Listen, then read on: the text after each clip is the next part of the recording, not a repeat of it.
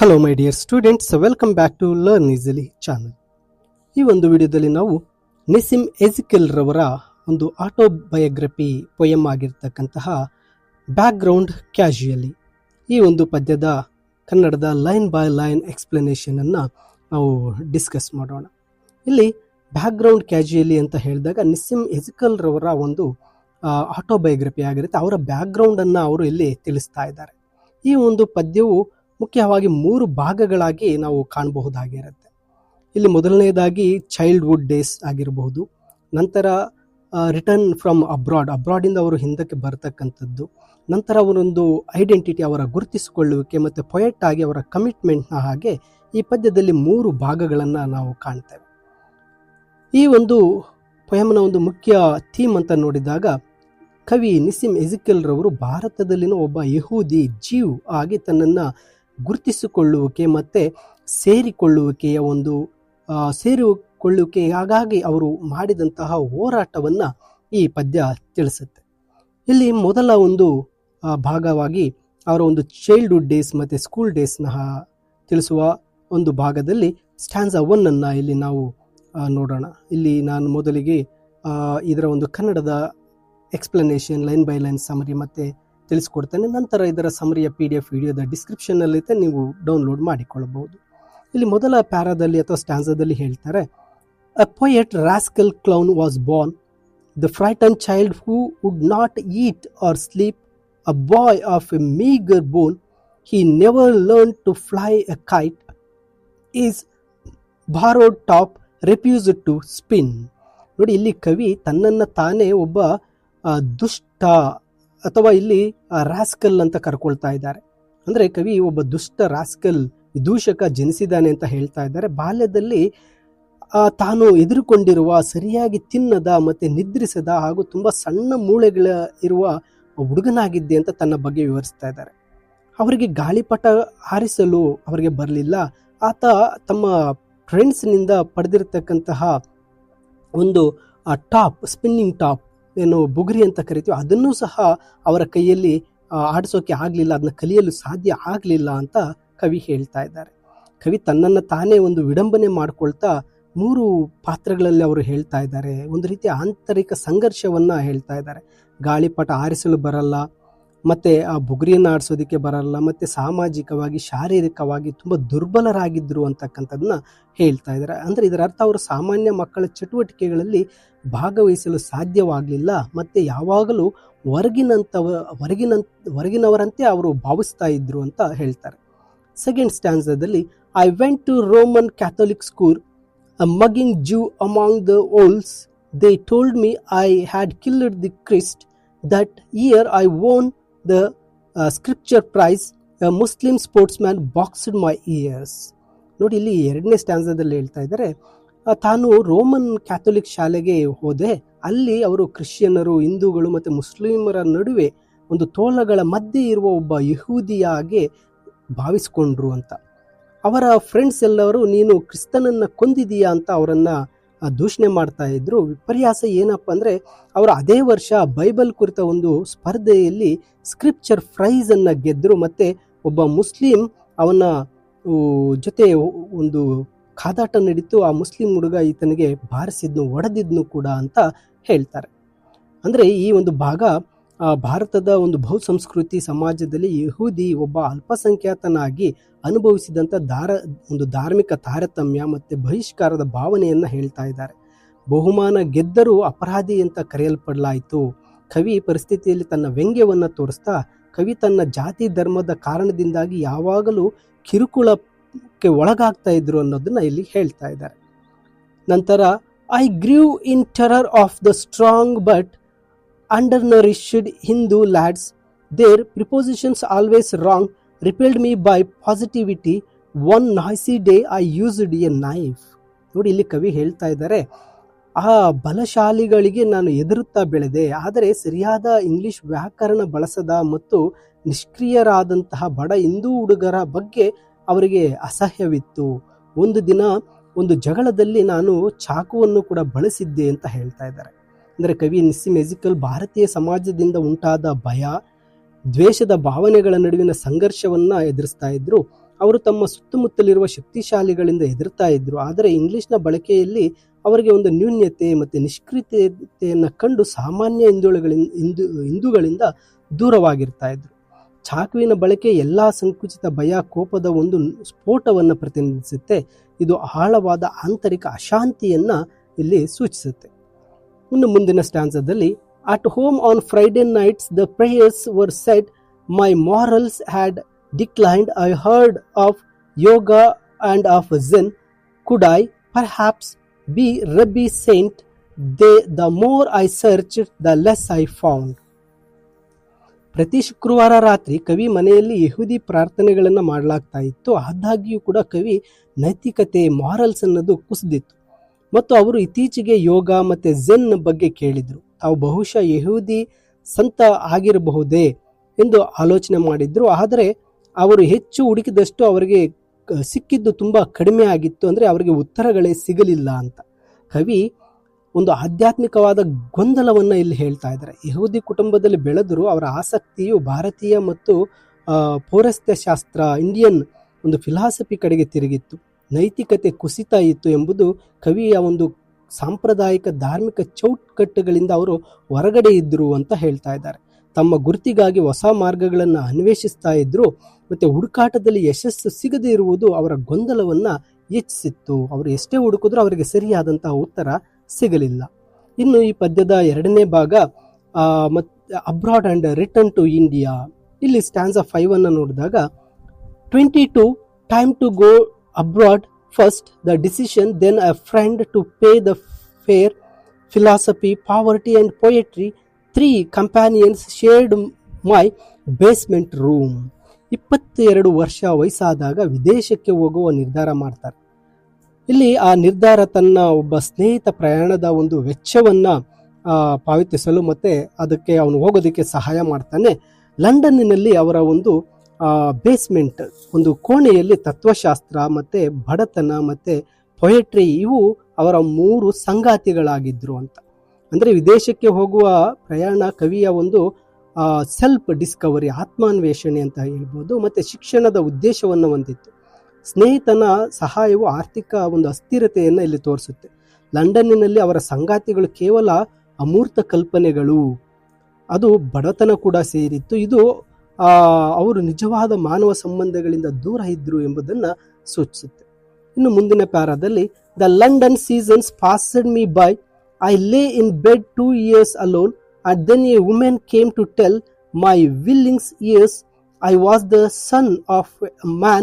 I knew that I had failed. ಲಂಡನ್ನಿನಲ್ಲಿ ಒಂದು ಕಾಲಗಳು ಕಳೆದೋಗ್ತಾ ಇತ್ತು. ಅಲ್ಲಿ ಕವಿ ತಾನು 2 ವರ್ಷಗಳ ಕಾಲ ಹಾಸಿಗೆಯ ಮೇಲೆ ಒಂಟಿಯಾಗಿ ಮಲಗಿದ್ರು ಅಂತ ಹೇಳ್ತಾರೆ. ನಂತರ ಒಬ್ಬ ಮಹಿಳೆ ಬಂದು ತಾನು ಕೂಡ ಒಬ್ಬ ಮನುಷ್ಯನ ಮಗ ಎಂದು ಕವಿಯ ಕಿವಿಗಳಿಗೆ ಹೇಳಿದ್ರು. ತಾನು ಎಲ್ಲದರಲ್ಲೂ ವಿಫಲನಾಗಿದ್ದೇನೆ ಅಂತ ಕವಿಗೆ ಆಗ ಗೊತ್ತಾಗಿತ್ತು ಅಂತ. ಅಂದರೆ ಇದರ ಅರ್ಥ ಕವಿ ಒಂಟಿತನ, ಲೋನ್ಲಿನೆಸ್ ಮತ್ತು ನಿಷ್ಕ್ರಿಯತೆ, ಪ್ಯಾಸಿವಿಟಿ ಈ ಒಂದು ಭಾಗ ವಿವರಿಸುತ್ತೆ.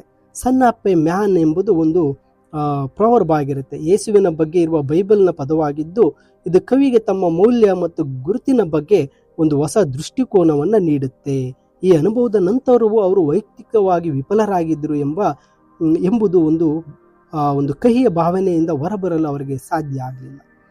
ನಂತರ ಹೇಳ್ತಾರೆ, in everything a bitter thought, so in an English cargo ship taking French guns and mortar shells to Indochina, scrubbed the decks and learn to laugh again at home, how to feel it home, was it the point some reading had been done, but what had I observed except my own exasperation. ನೋಡಿ, ಇಲ್ಲಿ ಎಲ್ಲದರಲ್ಲೂ ವಿಫಲನಾಗಿದ್ದೇನೆ ಅಂತ ಕವಿ ಅಂದ್ಕೊಂಡ್ರು. ಕವಿ ಒಂದು ಸರಕು ತುಂಬಿದ ಹಡಗಿನಲ್ಲಿ ಕೆಲಸ ಮಾಡಲು ಪ್ರಾರಂಭಿಸಿದ್ರು. ಆ ಹಡಗು ಫ್ರೆಂಚ್ ಗನ್ನುಗಳು ಮತ್ತು ಮೋರ್ಟಾರ್ ಶೆಲ್ಲುಗಳನ್ನು ಇಂಡೋಚೀನಾಕ್ಕೆ ಸಾಗಿಸ್ತಾ ಇತ್ತು. ಕವಿ ಹಡಗಿನ ಡೆಕ್ಗಳನ್ನು ಉಜ್ಜುತ್ತಾ ಇದ್ರು ಮತ್ತು ನಗಲು ಕಲಿತರು.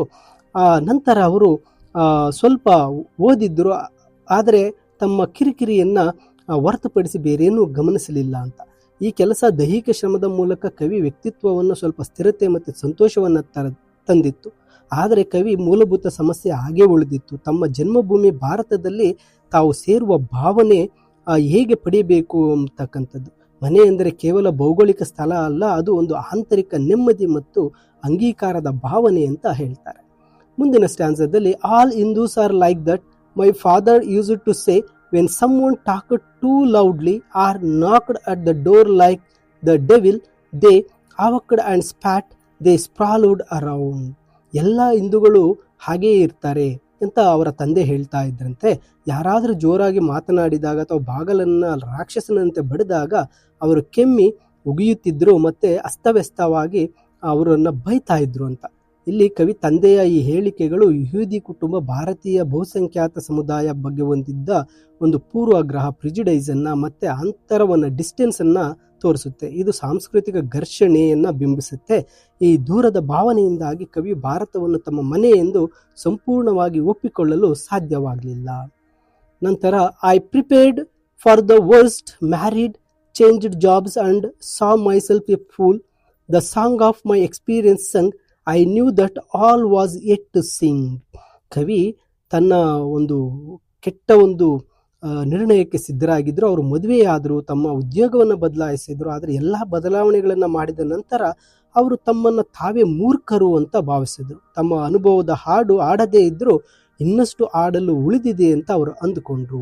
ವೈವಾಹಿಕ ಜೀವನ, ಉದ್ಯೋಗ ಬದಲಾವಣೆ ಕವಿಗೆ ನಿಜವಾದ ಸಂತೃಪ್ತಿ ಅಥವಾ ಪೂರ್ಣಗೊಂಡ ಭಾವನೆಯನ್ನು ನೀಡಲಿಲ್ಲ. ತಮ್ಮನ್ನು ತಾವೇ ಮೂರ್ಖರು ಅಂತ ಕರೆದುಕೊಂಡ್ರು. ನೋಡಿ, ಇಲ್ಲಿ ಅವರು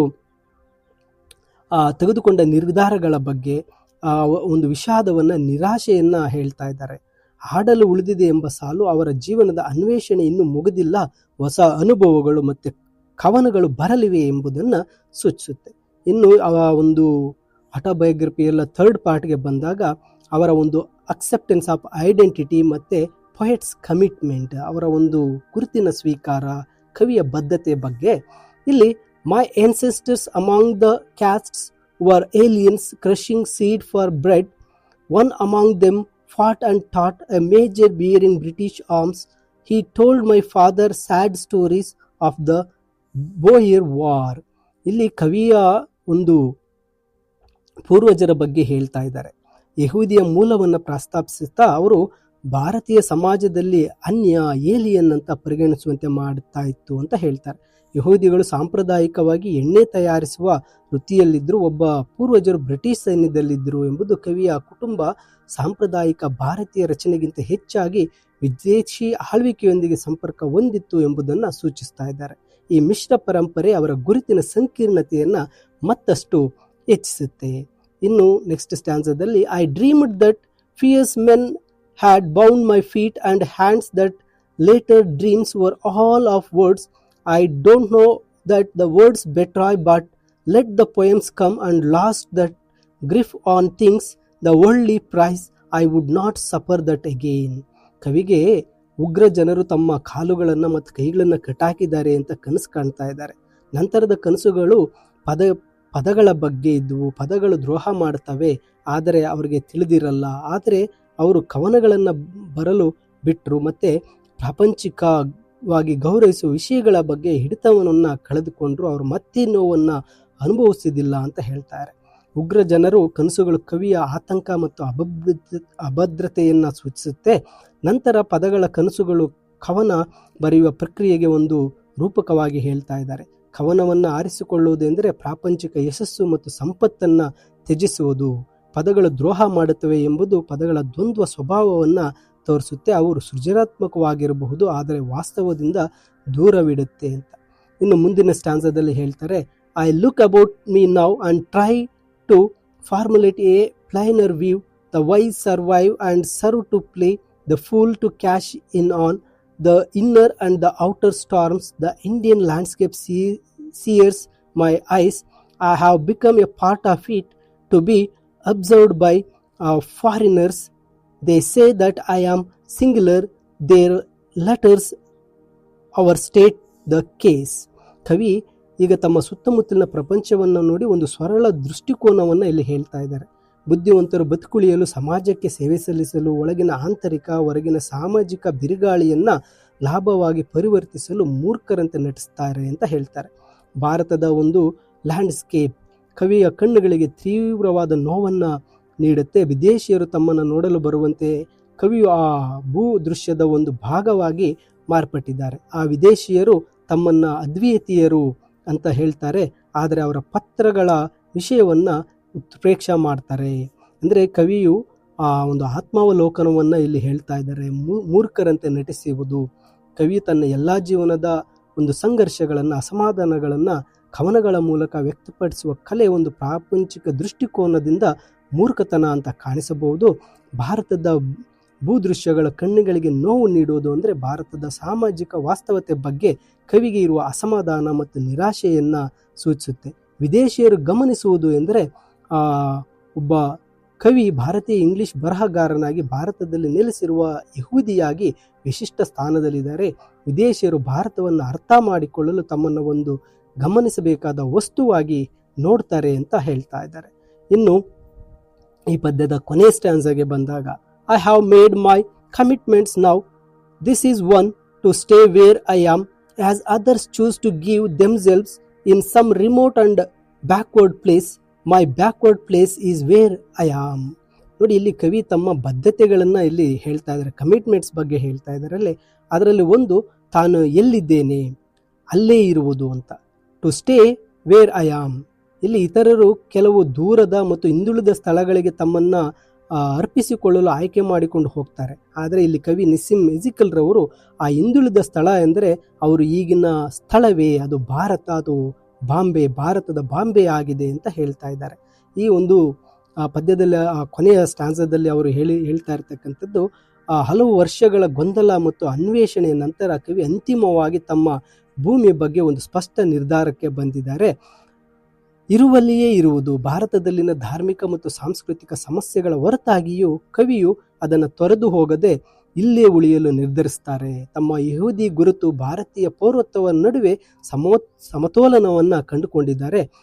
ನನ್ನ ಹಿಂದುಳಿದ ಸ್ಥಳ ಎಂದರೆ ನಾನಿರುವ ಸ್ಥಳವೇ ಅಂದರೆ ಅತ್ಯಂತ ಪ್ರಮುಖವಾದ ಹೇಳಿಕೆ. ಕವಿ ಭಾರತದ ನ್ಯೂನ್ಯತೆಗಳನ್ನು ಒಪ್ಕೊಳ್ತಾರೆ, ಅದನ್ನು ಹಿಂದುಳಿದ ಸ್ಥಳ ಎಂದು ಕರೆಯುವ ಮೂಲಕ. ಆದರೆ ಅದನ್ನು ನಿರಾಕರಿಸೋದಿಲ್ಲ. ಇತರರು ಆದರ್ಶವಾದಕ್ಕೋಸ್ಕರ ದೂರದ ಸ್ಥಳಕ್ಕೆ ಹೋಗುವ ಬದಲು ತಾವು ಇಷ್ಟಪಡದ ಅಂಶಗಳಿರುವ ತಮ್ಮದೇ ದೇಶದಲ್ಲಿ ಉಳಿದುಕೊಳ್ಳುವ ಕೆಲಸ ಮಾಡುವುದು ನಿಜವಾದ ಬದ್ಧತೆ ಅಂತ ನಿಸ್ಸಿಮ್ ಎಜಿಕಲ್ ಹೇಳ್ತಾ ಇದ್ದಾರೆ. ಇದು ಭಾರತೀಯ ಇಂಗ್ಲಿಷ್ ಸಾಹಿತ್ಯದಲ್ಲಿನ ನಿರ್ಣಾಯಕವಾದಂತಹ ಘೋಷಣೆಯಾಗಿದೆ. ಈ ಒಂದು ಕೊನೆಯ ಸಾಲು. ಮೈ ಡಿಯರ್ ಸ್ಟೂಡೆಂಟ್ಸ್, ಇದು ನಿಸ್ಸಿಮ್ ಎಜಿಕಲ್ ರವರ ಬ್ಯಾಕ್ವರ್ಡ್ ಕ್ಯಾಶುಯಲಿ ಈ ಒಂದು ಪದ್ಯದ ಕನ್ನಡದ ಎಕ್ಸ್ಪ್ಲನೇಷನ್. ಇಂಗ್ಲಿಷ್ ಸಮರಿಯ PDF ವಿಡಿಯೋದ ಡಿಸ್ಕ್ರಿಪ್ಷನ್ನಲ್ಲಿದೆ, ಡೌನ್ಲೋಡ್ ಮಾಡಿಕೊಳ್ಳಿ. ಇನ್ನು ಹೆಚ್ಚಿನ ವಿಡಿಯೋಗಳಿಗಾಗಿ ತಪ್ಪದೇ ಲರ್ನ್ ಈಸಿಲಿ ಚಾನಲ್ಗೆ ಸಬ್ಸ್ಕ್ರೈಬ್ ಮಾಡಿ ಅಂತ ತಿಳಿಸುತ್ತಾ, thank you for watching this video.